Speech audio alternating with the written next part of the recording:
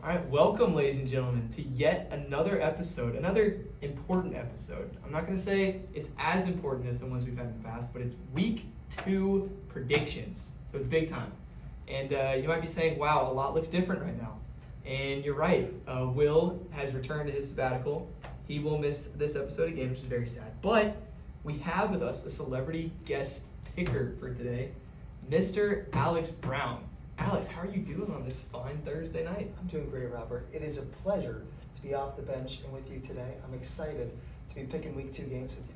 Me too. It's going to be a great week. It's going to be a great week of college football. We got a pretty good slate of games. We do. It's an underrated slate. And, this happens a lot because college football, sometimes there's slates that are so loaded. Like week 1, 3 top 10 matchups.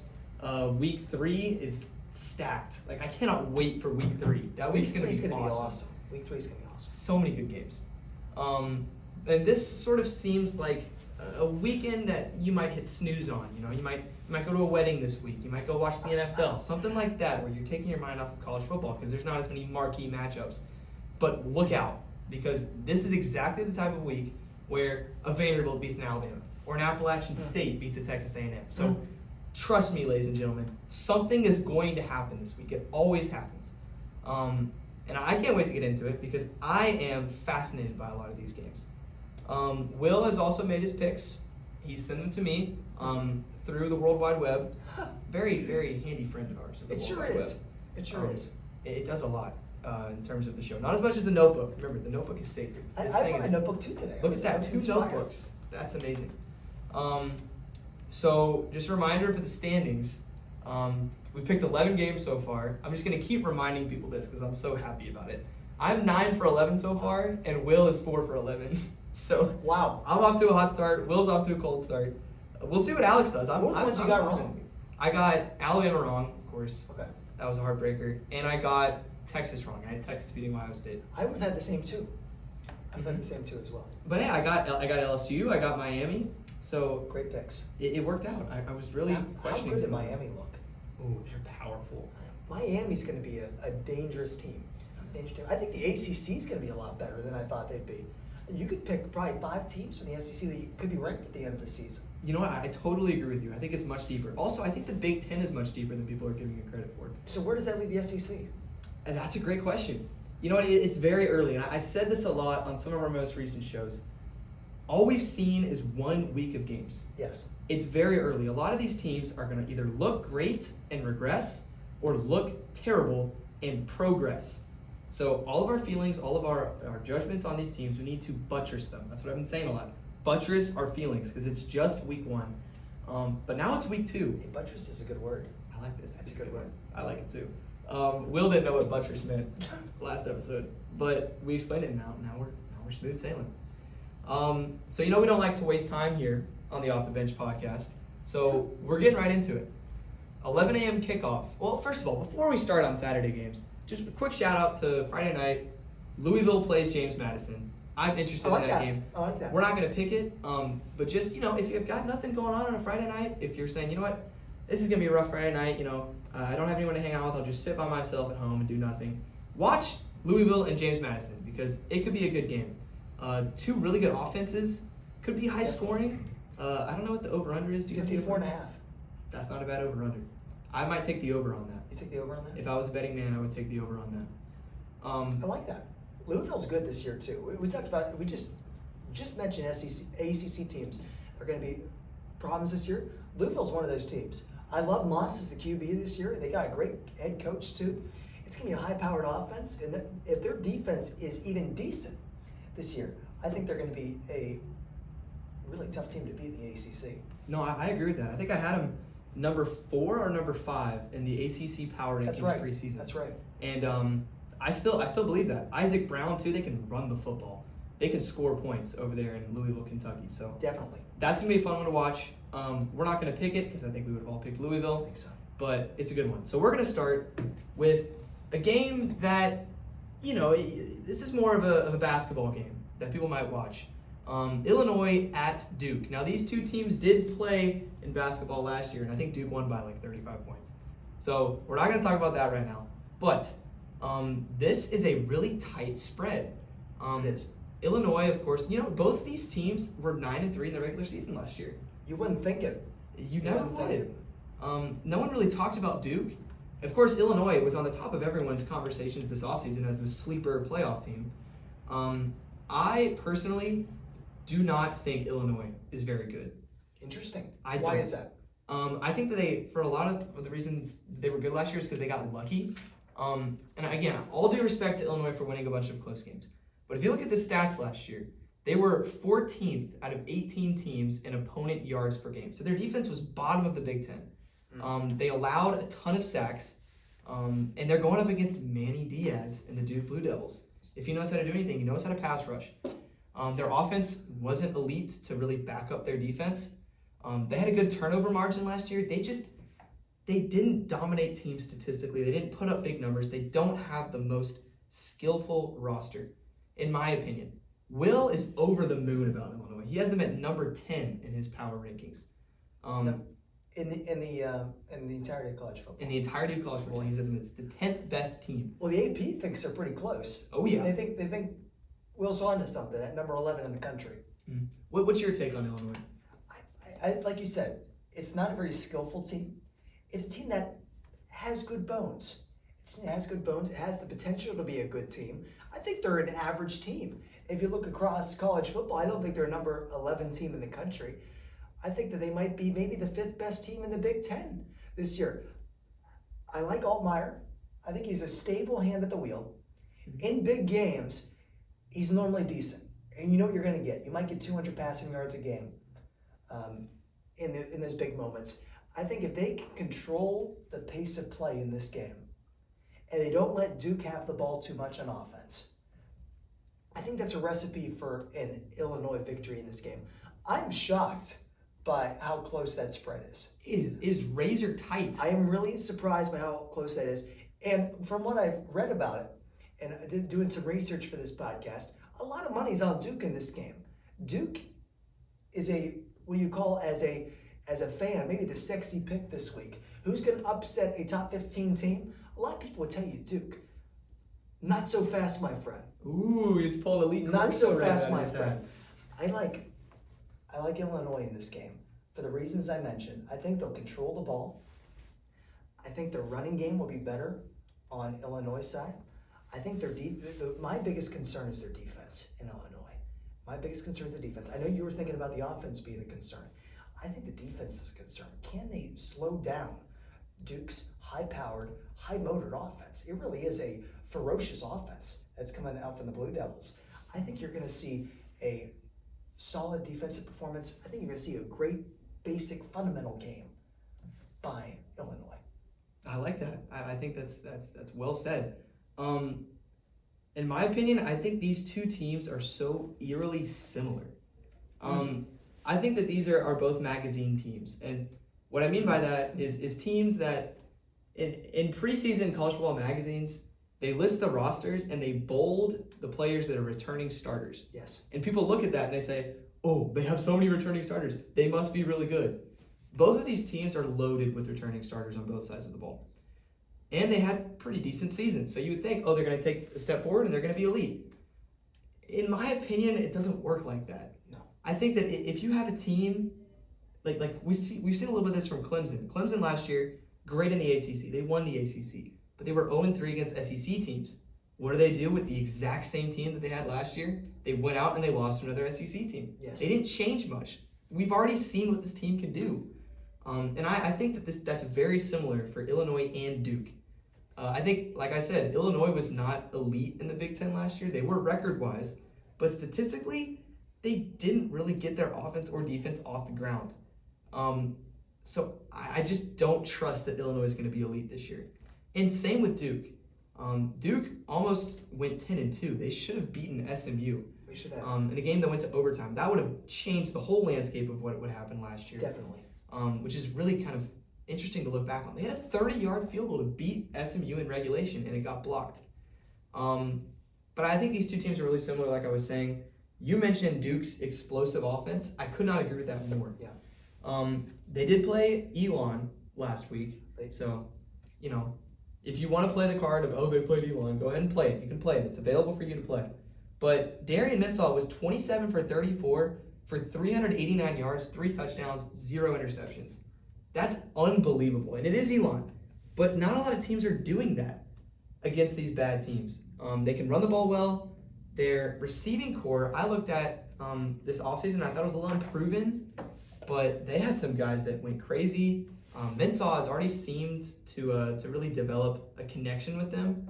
So I think this offense is really good. In terms of its explosiveness, we'll see if Illinois can limit that. I don't want to call this game a mid-off, but I don't think either of these teams are super talented. I think it's going to be a fun game to watch because I think it's going to be close. I think it's going to be lower scoring. And I have Duke. I have the Blue Devils pulling off the upset over Illinois. It's a big pick. It is. I feel confident in it. I like this offense more. I do like Illinois' defense a lot. But I also really like Duke's defense. I think Duke can really get to the quarterback too. And Illinois is not great at protecting their quarterback. So it's true. We'll see what happens. This is going to be a fun game to watch at 11, just because it's going to be close. And I've got Duke. And you would think we've seen this matchup before. But obviously, these teams have been around for a long time. Mm-hmm. This is only the third matchup they've ever had. Really? And the first one they've had in 60 years. Wow, how first about one that? they've had in 60 years. They're both 1-1 in those games, both winning on their own home fields.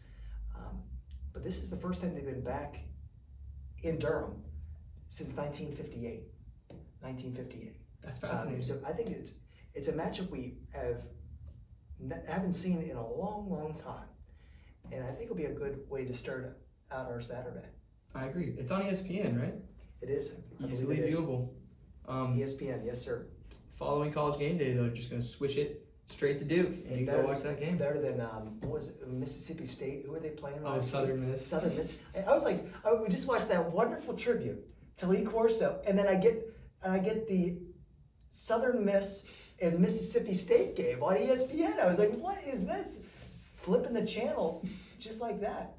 No, I was kind of tearing up with the Lee Corso stuff, and then I almost laughed seeing Southern Miss. And then I immediately switched it to Fox and watched a game that's underrated. People said it was a bad game. I thought it was. It was a good game. It was fascinating. Just gonna read off Will's pick real quick. Will, again, big on Illinois. He says, "Give me Illinois by double digits." Oh my gosh! So he is really an Illini fan. Illinois and the points. And easily the points too, double digits. And then he follows that up by saying close game. So what does that mean? I'm not sure. Maybe he thinks it's close and then they pull away. And he said Blue Devil faithful really wants this one though. And I think he's right about that. This would be a big win for Duke. Would really start off their season well. Yeah, I could see that for Will being a close game and it being a 10-point game.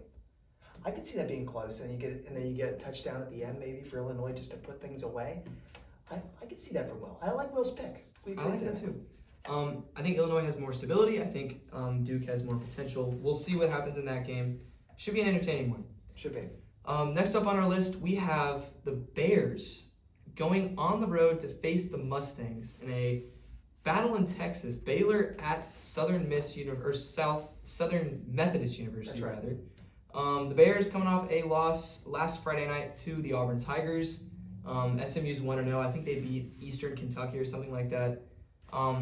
This is an interesting one. Baylor really needs this win. If you start the season 0-2, it's not a great way to look. But SMU's favored. SMU looks like the better team so far this year. This is going to be an interesting one. What are your thoughts? I think it's going to be a really interesting game. There's a lot of implications that are on the line in this game as well, depending on what the result is. Baylor has not been good in the last couple of years, and Dave Aranda, their head coach, I think if you lose this game, I think you're treading towards the hot seat. He's 31-31 all time with the Bears, and there's starting to be some discomfort in Waco about the future of the Bears, and I think this is a pivotal game in that this rivalry, because it is a rivalry. It has a long history. It's the 83rd matchup between these two teams, and it's a big deal in Texas for these two teams to be going up against each other, and especially for SMU being ranked this time around. Yeah, definitely. I think with Baylor, what was so interesting about last week against Auburn, they just got dominated on the line of scrimmage. Both sides of the football. They couldn't run the ball. I think Sawyer Robertson threw maybe 60 passes or something like that. At least that's what it seemed like. He threw for 400 plus yards, but they still lost because they just had no rhythm. 48 passes. 48 passes. You cannot throw 48 passes against Auburn, and I don't even know how many times they ran the ball. But they couldn't run the ball. And then on the other side, Auburn ran the ball for over 300 yards. That's right. So they couldn't stop the run, they couldn't run the ball, which is just a recipe for confusion and no identity on the team. And that's what Baylor had. So they're really going to have to, and it was an SEC team. Auburn is going to be much more dominant on the line of scrimmage than pretty much every single other Big 12 team. Some excluded, but pretty much for the most part. So they might find some more comfort playing in the Big 12, but this game is going to be interesting because last year SMU was great against the run. In fact, they were the best in the ACC. They were first in the ACC in rushing yards allowed per game last year, first in yards allowed per carry, and they returned maybe the best safety duo in the ACC. I really like SMU's defense. I think that Baylor, if they want to win, it's going to have to come with Sawyer Robertson throwing 48 passes again and tearing them up offensively, and I don't think it's going to happen. I have SMU. I think SMU is going to be able to run the ball really well. It's going to be an interesting test. They have a freshman starting running back in Darren McFall, so we'll see if he can break through and have a career day. Maybe he won't. Maybe he will. That's why we watch the games. Exactly. But I think SMU is going to suffocate Baylor on the defensive side of the ball, and I like SMU. I really wanted to pick Baylor. I really did. 13 wins in a row for Baylor against SMU. Wow. How about that? I couldn't even find the last time SMU had beaten Baylor because this is a storied matchup over the last, it's over 100, it's about 110-year-old rivalry between these two teams. It's been a while since SMU's had a victory. And I think with it being a home game for SMU, there's a lot of momentum on SMU's side, especially coming after last year. I think Jennings is a spectacular quarterback in the ACC. I don't think if you put him in other conferences, I don't think he's as good. I think he works with SMU. They have a great presence on the ground. I think that's going to be big, especially against a team in Baylor who only gave up 103 yards receiving last week to Auburn. Now, they didn't need many more because they had the running game was so effective against Baylor's weak defensive line. But with so much on the line for Baylor, I was thinking maybe the Bears got it. I just can't pick the Bears this week. I think they're on the down spell. I think Dave Aranda's going to be fired by the end of the season. Okay. In Baylor, I think you're going to see a coaching change and having a new coach in Waco next year. And I'm going to go with SMU. And I think SMU by a lot. I don't disagree. I think SMU is way more talented. I think they're so much more well coached. No disrespect to Dave Aranda, but Rhett Lashley, what a job he's done with this program. He's been fantastic in his stint there. Definitely. And it's sad to see Dave Aranda fall down like this because his first year, I don't know if they were really good. They were elite. They beat good. Georgia in the Sugar Bowl his first year. That's right. Which is unheard of for a Baylor team. So, but it has been downhill since then. And as the Big 12's gotten bigger, I think Baylor's gotten less and less notable in that conference. And I actually did find it in my notes. 1986 was last time SMU beat Baylor. And they'll be winners this weekend for the first time in 39 years. They'll be thrilled, I would say. Will did pick Baylor. So one of us has got the Bears. He said, man, this one is tough. I think it's going to be a close game. To me, SMU is a better roster, but I don't see Baylor losing. I think they have too good of a roster to be 0-2. Feel like they want this one real bad, and they get it. That is true. They have more urgency, I would say Baylor does, after losing in week 1. You think that would help them? Sometimes. It doesn't even matter. I think in this one, I agree. I've got SMU. And what a tough start to the year for Baylor. I mean, you have Auburn, and then you play SMU. It's not easy non-conference games to start off the season. It's definitely probably one of the tougher non-conference slates in the Big 12. Definitely. So me and Will have disagreed on the first 2 games. So we'll see how that one goes. Next one I got is another 11 o'clock kickoff. This one's always such a fun game. Iowa and Iowa State. I think the last 10 matchups or something like that have been decided by 10 points or less. Last year's game was a classic. This game's always so close. Every time I tune into this game, it's always low scoring and it's always so tight. So I'm excited to watch this. One of my favorite teams, and on this podcast, I try and set all personal bias beside.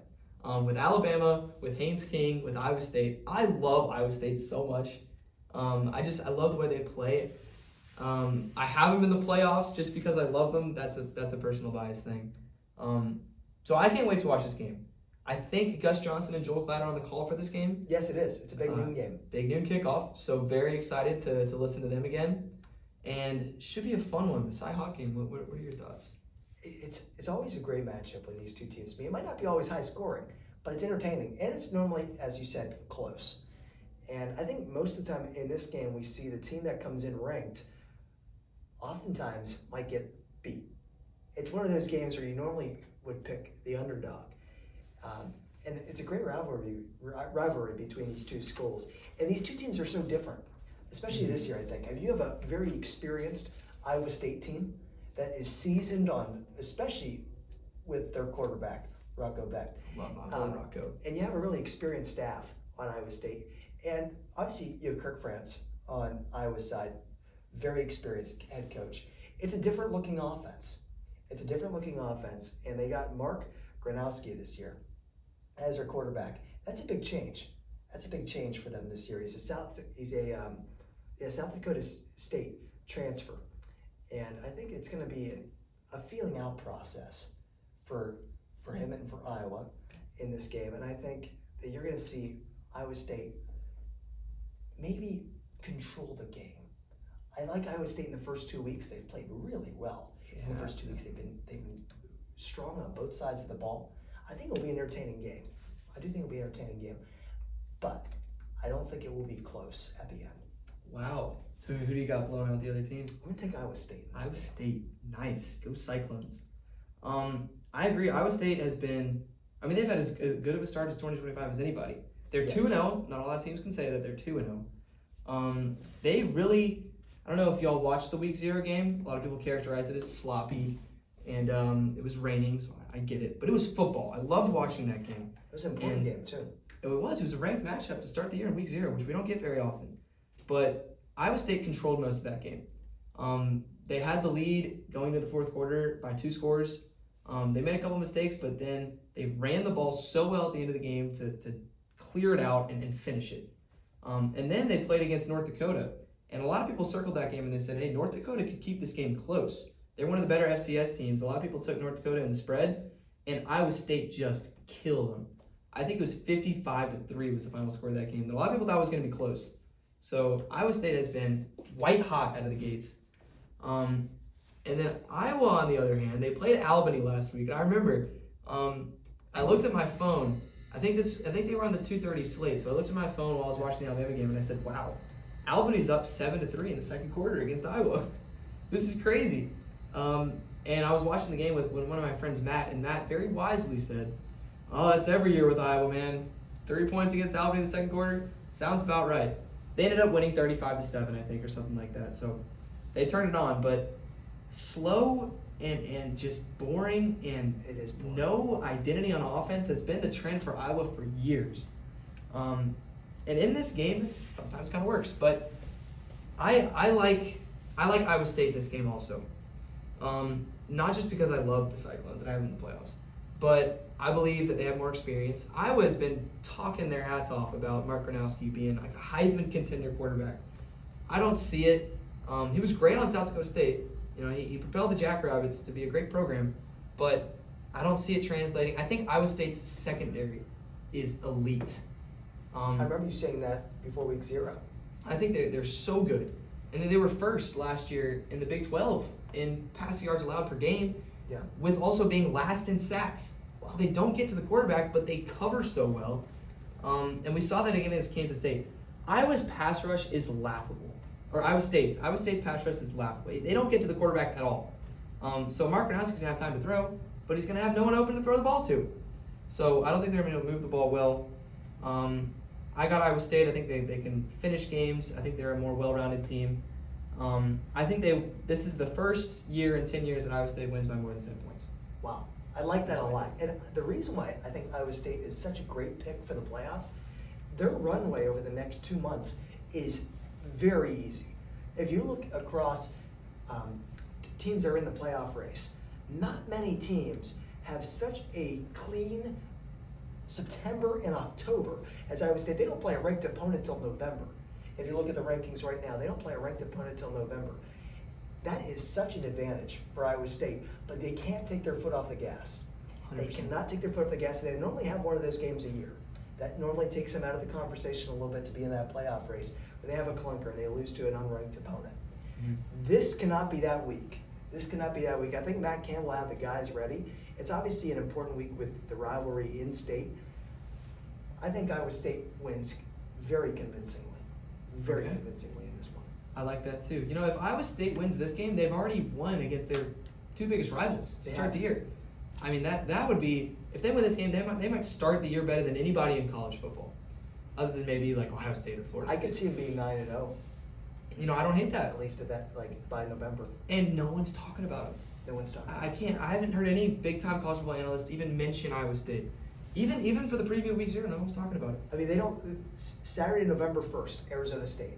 Oh, that'll be a big game if Arizona That's a State. big game. That's their only other ranked opponent on the schedule this year. Wow. Yeah, I that mean, is. could you see the Cyclones being 11-1? Yes, It could totally happen. But Yes. again, they could slip up to Cincinnati. they could. And that would be really, really sad for the team. But Cincinnati's it's not Matt bad. Campbell. Cincinnati's not bad this They year. kept They're it good. close with Nebraska. Will also has Iowa State.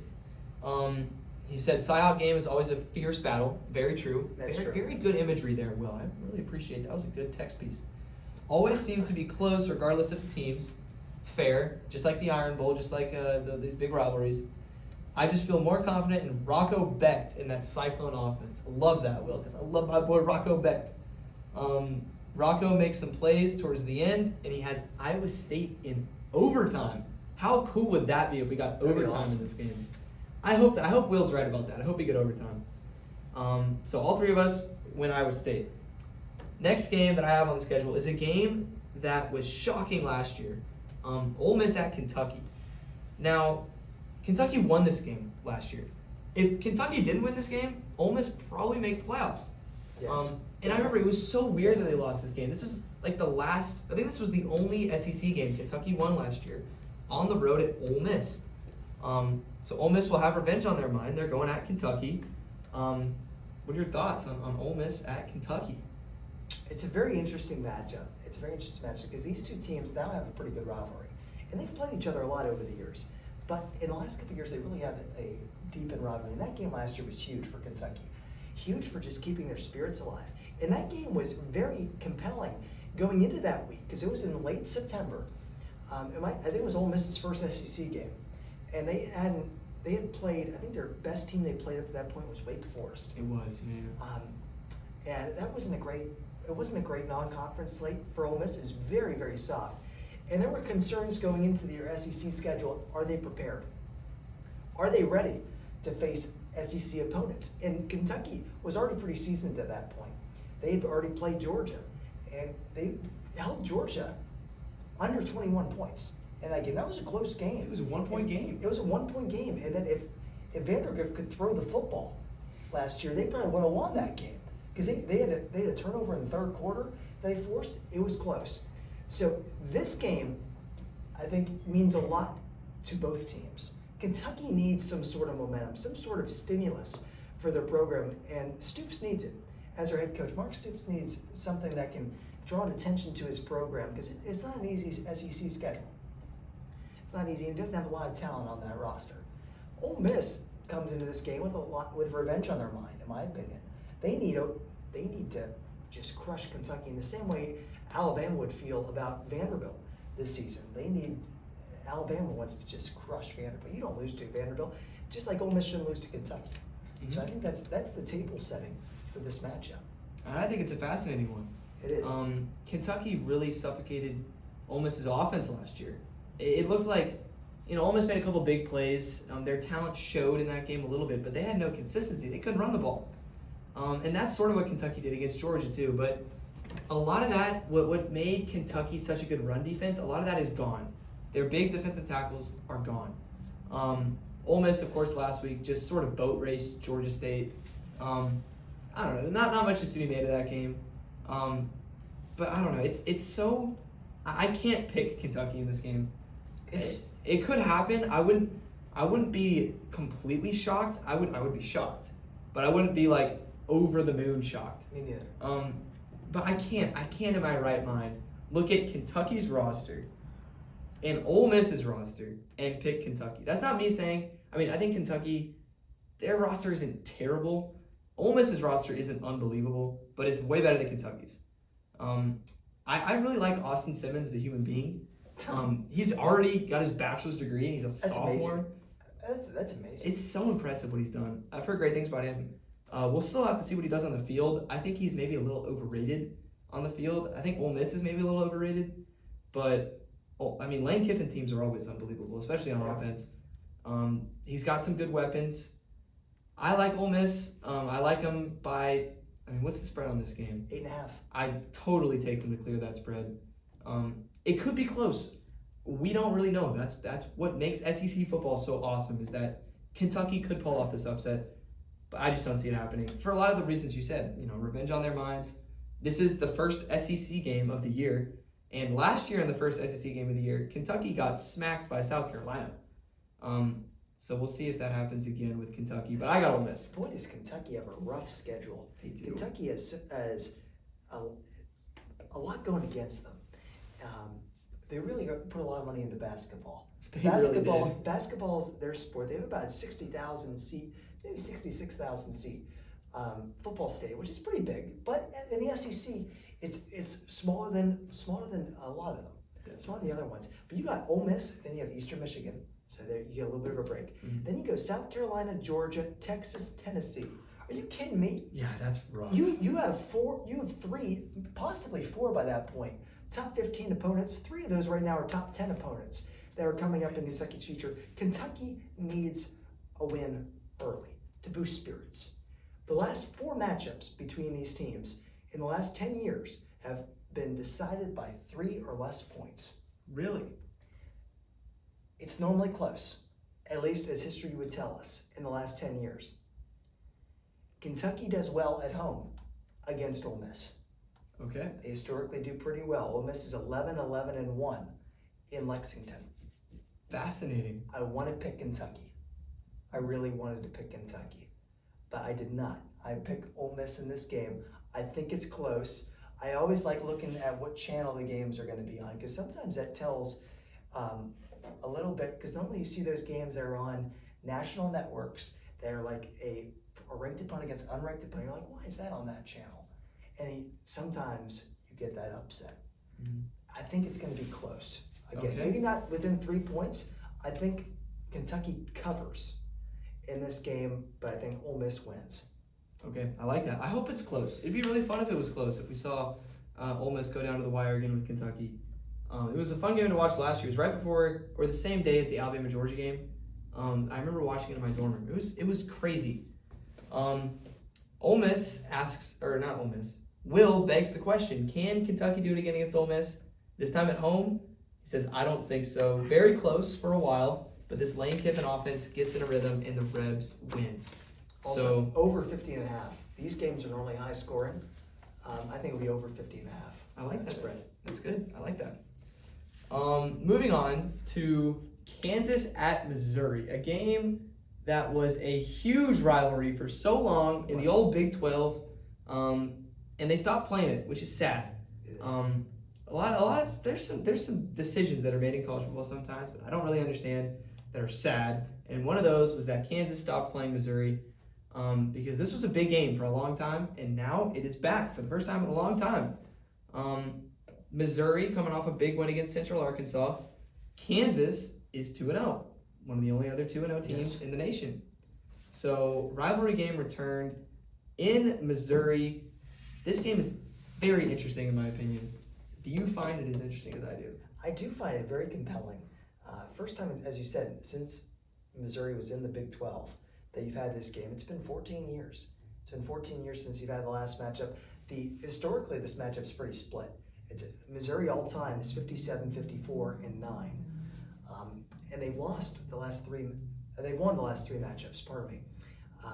134-year-old rivalry. Wow. I mean, that is awesome, isn't it? It's awesome to have those rivalries that persist, and to bring it back, I think, is a really good move by both schools. I think it's a very compelling matchup because of the unknowns of Missouri. I think Missouri's offense is going to be a relative question mark, at least for the next couple weeks, as they start out with Bo Padula. And Prabula, pardon me. And I think going against Daniels of Kansas, I think you're going to see a very offensive matchup between these two teams. I think it's going to be high scoring. I would love that. It'll be really interesting to see how these two teams match up against each other. It's going to be a little bit of a feeling out process, I would imagine, too, for both of these groups. But I think Missouri has the advantage overall. I think Missouri's the better team, especially defensively. I think they have the offensive stars, too, that will be able to help out Bo as this game goes along. And I love it being in Missouri. I think that's big. Kansas normally has a sneaky September where they might upset a team. This could be that game. But I think Missouri will be strong enough to win this one. I like that. I agree that Missouri's a more talented team. I have Missouri in my Cellar Shenanigans top 25. I think that they're always so underrated going into the year. They also have a very favorable schedule. I think Missouri has like their first 5 or 6 games at home, which is very favorable. And then they have a bye, and then they play, or they have, I think their first 4 games at home, then a bye, and then Alabama or something like that. So they have a chance to get off to a really strong start. They have a pretty favorable SEC schedule in terms of how SEC schedules go. So this is the first step. I think Jalen Daniels is so hit or miss. He either plays like the best quarterback in the Big 12, or he plays like he has never played football before. And so far to start this year, it's been the former. He's played great. But I don't think Kansas is going to be able to run the ball. I think this Missouri defense is too talented to let Kansas crack off 4 yards of carry on first and second down, which is going to put all the pressure on Jalen Daniels. And he's got some good receivers around him this year, especially Emmanuel Henderson Jr., who's a big recruit out of high school, went to Alabama, wasn't really the right spot for him, transfers to Kansas. He had a big first couple of weeks. I think that's a connection that Kansas is going to really have to exploit if they want to win this game. I think the path for Kansas to winning this game is stopping Ahmad Hardy as much as you can, who's the running back from Missouri, and having Jalen Daniels make a couple of huge plays on third down, where maybe it's 3rd and 12, 3rd and 13, something like that, and Daniels breaks a sack, rolls out, and throws a deep ball for a touchdown. They need a couple of those plays. It could happen. Jalen Daniels could go out and just blow everyone's minds and play amazingly and win the game. I think it'd be really cool if that happened. I'd love to see that. I just don't think it does. I like Ahmad Hardy. I like the consistency of this Missouri team to beat Kansas. And I think Missouri could start the year 5-0. I don't remember exactly when they play Alabama, but I think they're going to be going into Alabama undefeated with a lot of momentum. And that's going to make that a scary game for the Crimson Tide. I'm excited to watch this game. I think it's going to be a fun rivalry to watch. But I got Missouri. And I think Will does too. He says it's going to be a great rivalry to see renewed. He likes Prabula to make plays late. Will's really high on Bo Prabula, by the way. He really liked him in week 1. He was good. He was really good. He was great. He's good with his arms and with his legs. Hopefully we can do that again against Kansas. He said it's going to be super tough and a close one to pick, but he's going with Mizzou. So we're all Missouri fans this weekend as the Tigers take on the Jayhawks. Moving on, south of the Missouri-Kansas rivalry, we got South Florida visiting Florida. Now, normally you would look at this game and say, why are we talking about South Florida at Florida? It's because Byron Brown last week put on an absolute clinic. Call it a Heisman-level performance against Boise State. I'm not saying he's going to win the Heisman. I still got John Mateer winning the Heisman. But Byron Brown played out of his mind against Boise State last year. He did.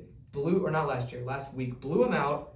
And now he goes on the road into the swamp to face a Florida team who is just being adored by the college football media right now. Everyone loves Florida. Of course, they won week 1 too. Should be a fascinating game in the state of Florida, which has been off to a great start, by the way. The state of Florida. Really good. They've been dominating. Florida, of course, is ranked. Florida State pulled it off against Bama. Miami pulled it off against Notre Dame. And South Florida pulled it off against Boise State. It's been a long time since Florida State, Florida, and Miami were ranked at the same time. I believe it's been since the early 2000s in that range. So it's been a long time, but all those teams are good. Mm-hmm. Definitely. So I would say with this game, I think it's not going to be close. I really like Florida this year. I think Florida has all the ingredients this year to probably be a to definitely be a legitimate playoff contender. USF always causes problems. They are a problem starter. And that game against Boise State was impressive.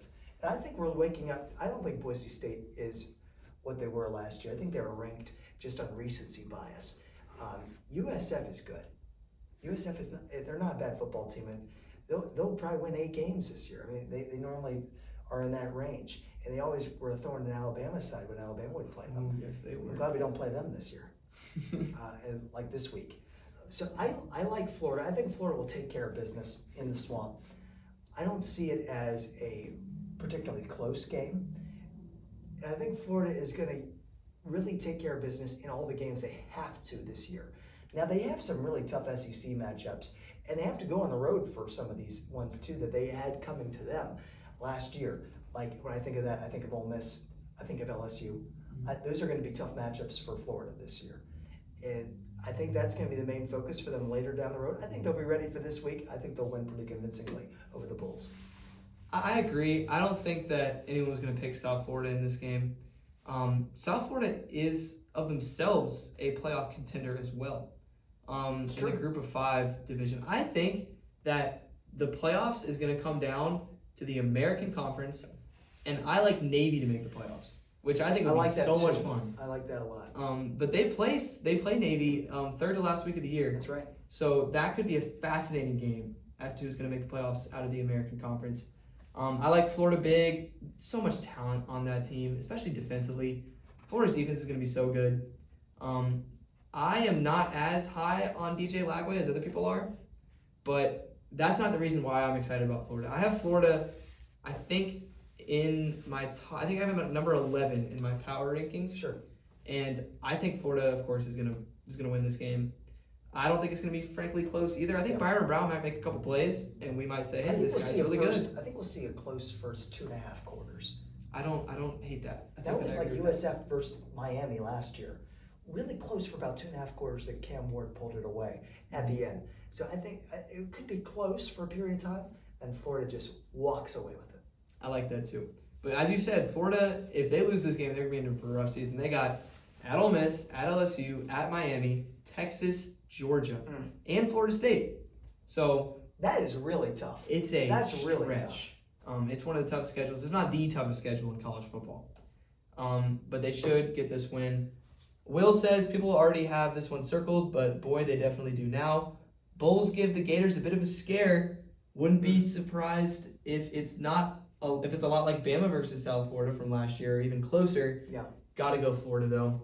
I agree. Gators should win this one. I like Will's analysis on this one. He's had some great analysis. He's doing a great job.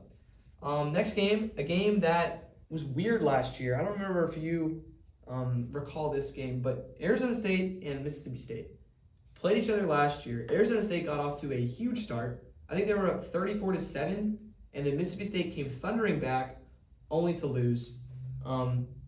This game is interesting. Mississippi State, Jeff Levy comes off a win against Southern Miss. Mississippi State fans are calling that a huge win. It was I think it was for a lot of reasons. I think so too. Obviously, Mississippi State is in a rough spot right now in the program.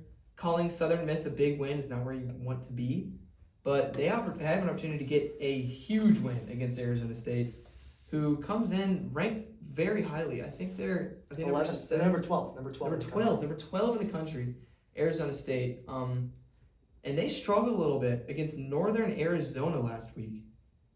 This could be a huge get-right game. Big 12 SEC. It's a big week for the Big 12. And this is another big game for the Sun Devils. Do you think we see a repeat of last year of Arizona State winning? See, this one, I struggled with this pick too, because I think Mississippi State is due. Jeff Levy worked really hard with that team last year to generate any momentum. And that team had so many new players on it. The offensive line was completely new. And they've added a lot to it this year on both sides of the ball, offensive and defensive. This is a brand new Mississippi State team from what we saw even last year, but most especially 2 years ago.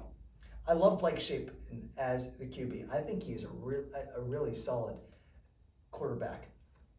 Arizona State, you can't go wrong with Sam Levitt. Sam Levitt is really special, really special. I love Arizona State, and it's really difficult to pick against them in this kind of matchup. But I think with it being in Starkville, there's some momentum. It's going to be loud. It's going to be loud in Starkville. That's one of the toughest places. It's a really underrated place to play in the SEC, just because Mississippi State hasn't been good for a few years. But when you get a marquee matchup in Starkville, that's a tough place to play. Would that be? I want to hear your pick first. I'm fascinated by this game. I think it's going to be really close. I agree the environment's going to be tough. It's a night game, too. I think Mississippi State's very talented. I thought Arizona State was going to be so good going into this year. Yeah. I love Coach Dillingham. I love what he's done. After the Northern Arizona game, Arizona State couldn't run the ball against Northern Arizona. They only won, I think, 38-19. Sam Levitt was the only one that could run the ball. Yeah, pretty much. That was pretty much their whole offense was just Sam Levitt, Jordan Tyson. I don't know if that works against Mississippi State. I have been back and forth on this game. It could go either way, but I still have Arizona State because of the roster continuity and because they know how to win games as a team. I don't know if Mississippi State quite knows how to do that yet. So we'll see. But I think this game is going to be close. I think it could be low scoring. Can Arizona State run the ball? I don't know. They didn't do that last week. They're going to have to do that this week. They're going to have to. Great point. So we'll see. I think it comes down to Sam Levitt making a big play late. I think Arizona State has more firepower. So I have the Sun Devils, but this is going to be a nail-biter game if you're a Sun Devil or a Bulldogs fan or a college football fan. I'll bite my nails for this game. So, for this game, I agree with where you're coming from on that. I'm going to go with Mississippi State. I love that. This was one I really struggled with picking because Mississippi State, with how they played last year, it gave me a lot of pause and saying, can this team really beat Arizona State? I think this year they can. They looked pretty good against Southern Miss. It's Southern Miss. But I think the offense is so much better.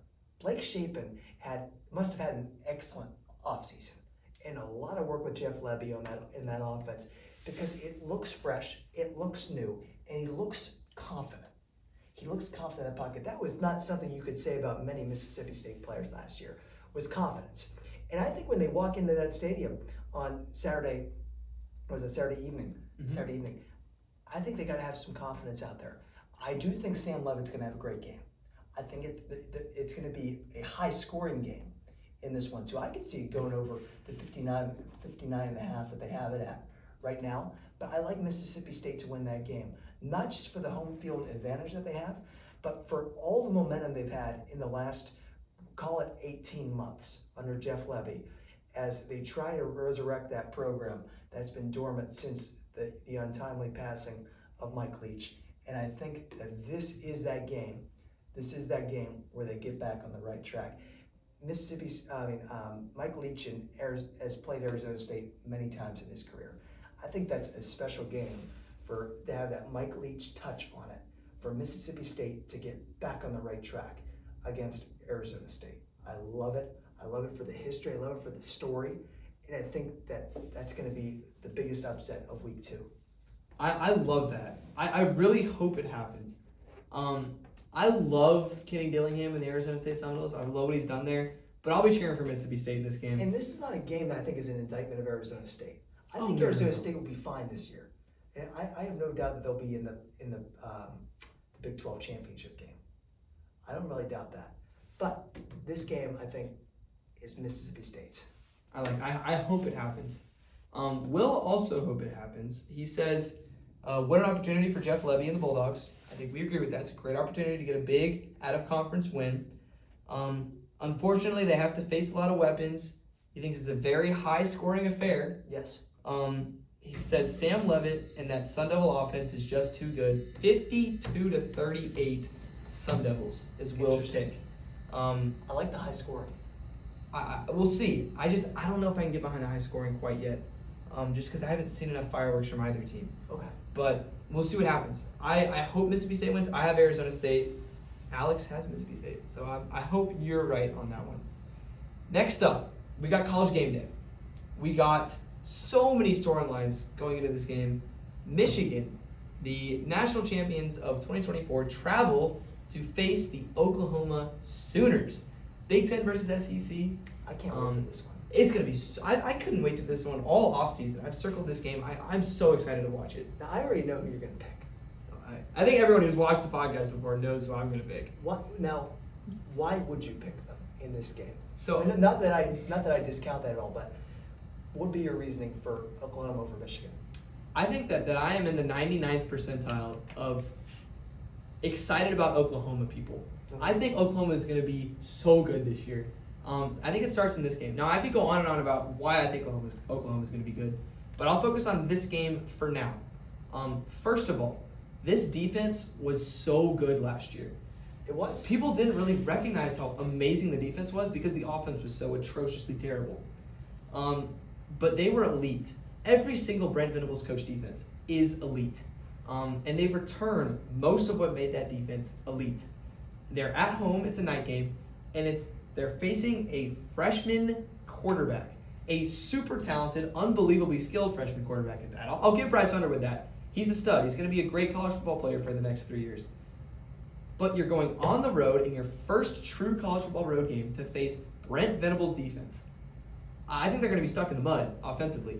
I think that Michigan's wide receivers are their largest weakness. I don't see Michigan having any downfield passing game whatsoever. So they're going to have to run the ball for like 200 plus yards if they want to move the ball offensively.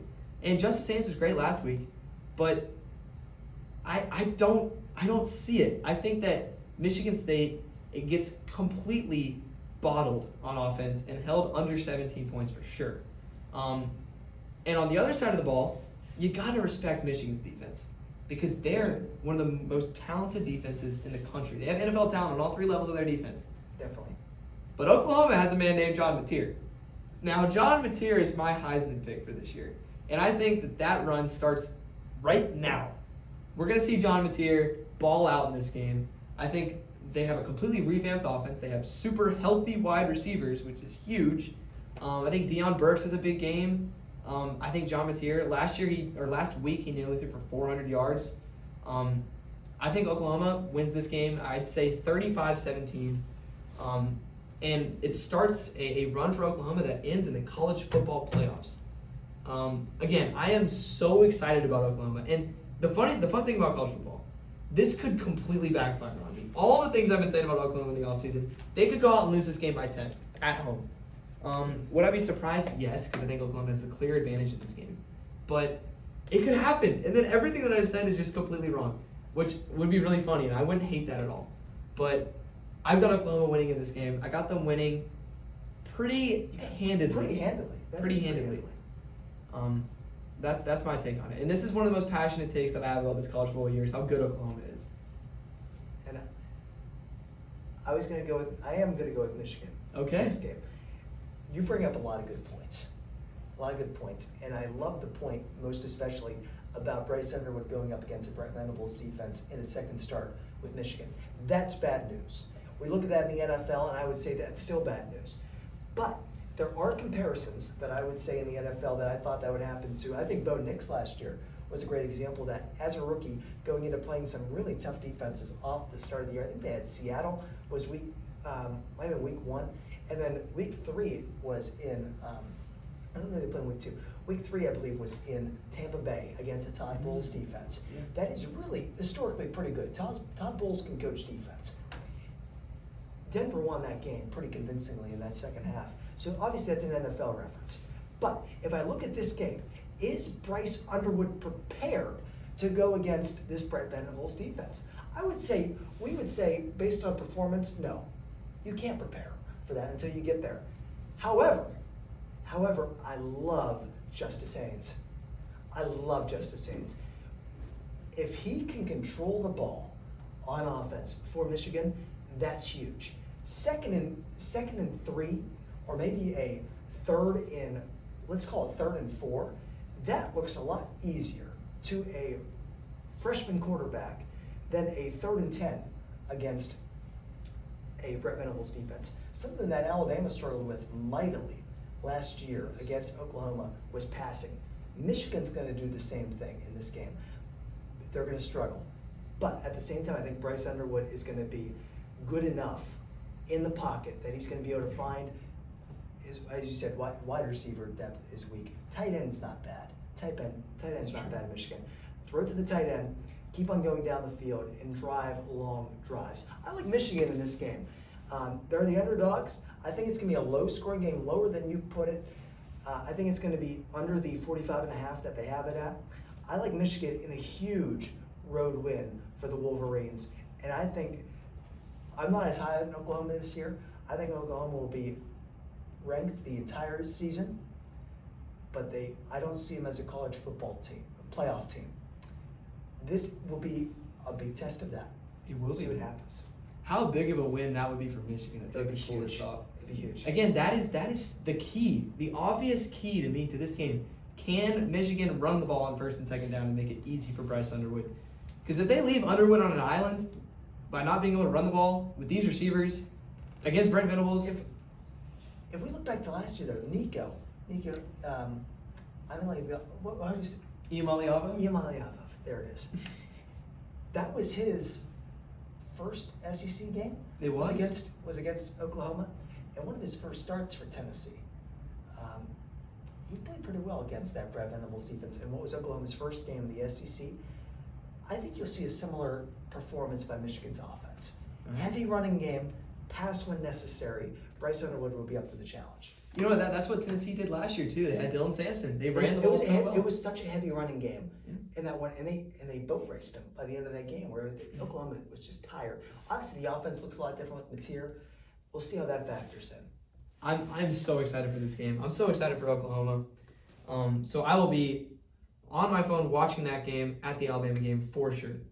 Another game. This game, as excited as I am about Michigan Oklahoma, I might be more excited about Diego Pavia and Clark Lee going into Lane Stadium to take on the Hokies at night. I love it. This game is going to be so awesome. I cannot wait for this game. I didn't think about much about this pick. Okay, what could you have? Virginia Tech. Okay. I thought Virginia Tech looked pretty good in their first week 1 appearance. I think Brent Pry always struggles, Virginia Tech's head coach, always struggles with clock management. I thought they looked pretty good against South Carolina. I thought they looked great against South Carolina. They're only a couple plays away in that game from that score looking a lot different. And that you could say about every game. But in that third quarter, it was close. It was really close. And I think being at home and having Vanderbilt come, who you barely lost to last year, that came down to the final kick in that game. I love Virginia Tech at home. I think Virginia Tech's quarterback, Drones, I think he's really good. I think he's really good. I really liked him against South Carolina in that performance. I thought he handled himself well against a strong South Carolina defense. I thought Virginia Tech's defense was excellent against Lenore Sellers. Excellent. Really shut him down for the majority of that game. Sellers' stat line looked all right, but he was not as effective as we've seen him, especially against SEC opponents. I think if Virginia Tech has a big enough lead in this game, and they have to have a lead, because Brett Pry will screw it up otherwise. But this is going to be a big game for Virginia Tech. I love the Hokies. I'm going to start off with this game because I am so pumped about this game. I'm going to start off by saying I wish I could pick both of these teams to win because I love both of these teams so much. And as an Alabama fan, most of them don't like Vanderbilt. But I love the whole mantra of Vanderbilt and what they've been able to accomplish the last couple of years. So I really hope they have a good year. And they have a tough SEC schedule, so winning this game would be huge for that. And then on the other hand, you got Virginia Tech, who I agree with you so much. They played so good against South Carolina. South Carolina scored 3 touchdowns. A punt return, a deep post route to Nick Harbor, and a crazy scramble touchdown by Lenore Sellers. If they don't have those 3 plays, those 3 big plays, Virginia Tech wins this game 11-3. They shut their offense down pretty much the entire game. Now on the other side of the ball, I agree. I love Kyron Jones. I think he's so much fun to watch. He is. He's so hard to get on the ground. He's so elusive. Watching him and Lenore Sellers was so much fun to me because they're so similar. But I think And also, one of the most fun parts about watching the Virginia Tech South Carolina game for me last week was South Carolina ran a lot of man coverage and like sort of abandoned their corners on islands with one-on-one with Virginia Tech receivers. Kyron Jones would just put up jump balls and they would make plays. They make plays. It was so fun to watch. Like I would just see Kyron Jones just huck a deep ball, and whether it was Donovan Green, Aiden Green, or Isaiah Spencer, or even Cameron Selly, who's more of a slot receiver, but these guys just went up and made big catches. And Vanderbilt's corners are a little smaller, so we could see a little bit more of that. I also have Virginia Tech. It's a night game. It just doesn't factor into it as much as you might think, but I think it does. I think so too, but I think that there's a lot more to it than that. Sure. Virginia Tech very vulnerable to big plays against South Carolina. Vanderbilt doesn't generate a lot of big plays. They want to grind you out. They want to run the ball and sort of have consistency on offense and don't turn the ball over. I don't think that works as well against Virginia Tech. I am so excited about this game. I have Virginia Tech winning by 10 points. I got the Hokies by 10. This is my favorite game this weekend. I totally agree. I remember watching it last year on the way to the stadium for Alabama's game against Western Kentucky last year. These two teams played in week 1 last year in Nashville. And that was a really close game. That was surprisingly close at that point. I'm not sure people had to win that game. Both teams were kind of on, like, they're okay. They're okay. This year, I think Vanderbilt's going to be good. I don't think Virginia Tech's that bad either. Look for them to win a couple of games, more games at least than they did last year. And starting with this one against Vanderbilt.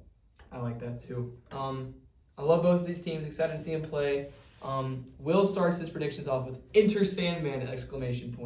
Very true, Will. Very good point.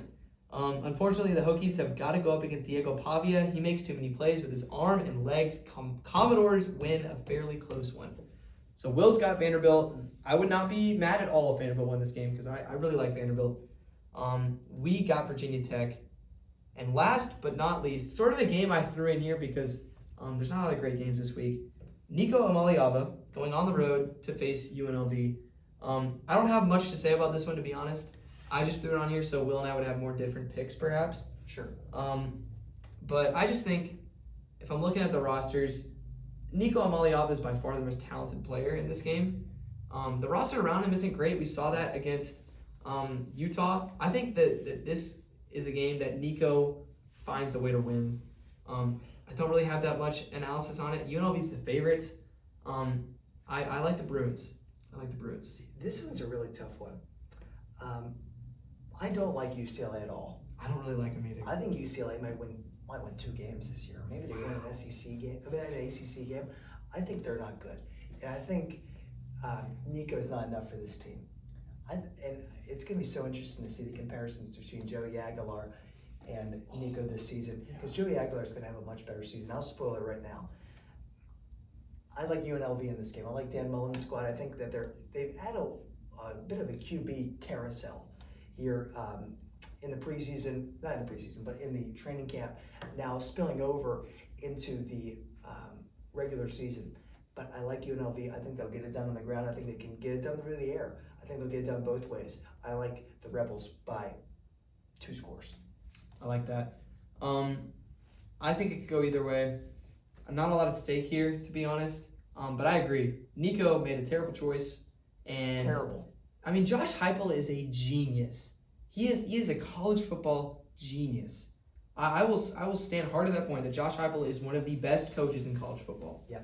And he left them for a pay decrease and a worse roster. So I don't think he has a good year either. I agree with that. But I think he does just enough to beat UNLV.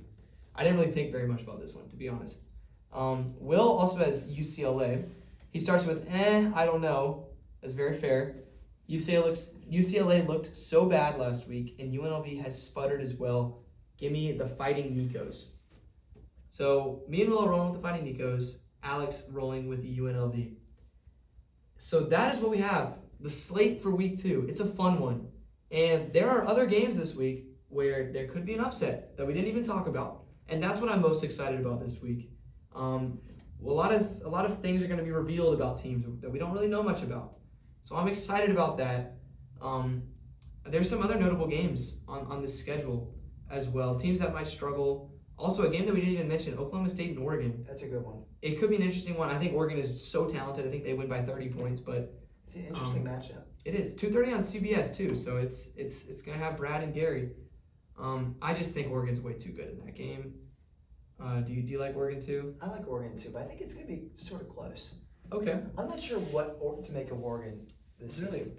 I think that Penn State game will say a lot. I agree with that. I think Oregon's way more talented than people are giving them credit for. But a lot of the main college football media world is not really giving Oregon a lot of credit right now. Oregon in that game, almost 28-point favorites. I think they cover, which is crazy that Mike Gundy is a 28.5-point underdog against another Power 4 school. But I think Oregon's just as good as they were last year. I think they're going to be amazing the rest of the year, and I like them in this game big. Other big games, there's not really a lot of them, to be honest. Not many of ranked matchups. What do you think the Alabama score is going to be this weekend? I think the Tide win pretty handedly. By how much, you think? I would say Alabama wins 49-6. That would be my prediction. That's a good prediction. I'm going to go even higher than that. I think Alabama goes above 50 points. I think they get close to 60. I'm thinking back to that Western Kentucky game last year where it was 63-0 in that game. I think we might see that. I would love to see that. That'd be a big boost for the fan base. Obviously, a fan base that is very, very mad right now. A fan base that just needs to be patient. I've talked a lot about on our last couple podcasts. Alabama fans, be patient. Yes. Just wait a little bit because Kalen DeBoer has acquired so much talent, and this is make or break time for Kalen DeBoer's reign as the Alabama head coach, because this could be the best thing for this team. This loss to Florida State. It could also be the worst thing for this team. And we see teams lose games early in the year, like Florida State did last year. They just gave up, quit, sputtered, and went 2-10. Alabama in 2023 under Nick Saban lost to Texas, and what did they do? They found themselves. It drove them the rest of the year to be the best team that they could be, and they were. So a lot of that comes down to coaching, and that's on Kalen DeBoer. You have the talent, you have the motivation. That loss to Florida State, can you finally put it all together and get this team and bring the best potential out of them the rest of this year? I think he can. I'm not necessarily going to say he will, but it does start with this week against Louisiana. Because if they play sloppy out there, it's going to get even worse with the talk here in Tuscaloosa. It is. Players in the locker room after that Florida State game were talking about, hey, we need to get to class on time. We need to put in the extra time looking at film and just doing the extra things. Why weren't they doing that already? Why would they do that already? The reports have been that they've been practicing really hard this week. They're going like 4 times a day and they're working hard. And where was that same intensity a week ago? Could that have prevented a loss to Florida State? Absolutely, in my mind. That needs to be the focus every time. Like you're 0-0 every time, and that you have something to prove every time. Kalen DeBoer has something to prove. Can he get that through to his guys that they have something to prove too? We'll see. They have a great runway, a really nice runway up to Georgia. That they have to beat Georgia. In my mind, that's the next game. They play ULM, they play Wisconsin. Wisconsin, don't trip over Wisconsin. But that next game is Georgia. And you know what? With Kalen DeBoer, with what we've seen from this team, it could go anywhere. It could. Like you could tell me that they again dominate Louisiana Monroe, dominate Wisconsin, beat Georgia, and lose to Vanderbilt, and I wouldn't be surprised because Kalen DeBoer. There's nothing about Kalen DeBoer. He's so elite in big games. Yes. But at least at Alabama, he has really struggled in the games he's supposed to win. Yes. 2-4 on the road too. And that is bad. And 5-5 in his last 10. Which, if you're an Alabama fan, you've heard these stats regurgitated all week long. But I think he has the ability to do something about it. I think he will do something about it. And it starts with Louisiana Monroe. They've been the talk of the town. And a good thing for Alabama is to stop being the talk of the town by blowing out Louisiana Monroe. And I think it'll happen. I don't think we're going to see 2007 all over again here. But you never know. And that's why we watch the games. That's why I'm hyped for Saturday again. Unfortunately, people are going to be talking about college football less because the NFL ceases on existing. And I love the NFL, but I love college football more. So I love when people are talking about college football. But they're both going to be here this weekend. Football all weekend long. I can't wait. I know you can't wait. It's gonna be great. Go Texans, go Steelers. That's right. And we'll see y'all in the next time you tune in. Go make somebody smile today. Hopefully we'll be back soon. We'll get an instant reactions video out Saturday night, late Saturday night. So you might see it on Sunday or Monday or Tuesday. Who knows? And Alex, thank you so much for joining us. Thank you for letting me join you today. It This was was a blast. It was a a great lot of time. fun. Maybe we'll do this again sometime. We'll have to. Hopefully we can get a guest picker for maybe every single week. That would be a lot of fun. That'd be a great idea. But y'all have a great day, have a great week, have a great night, and God bless, stay safe, and roll Tide. Roll Tide.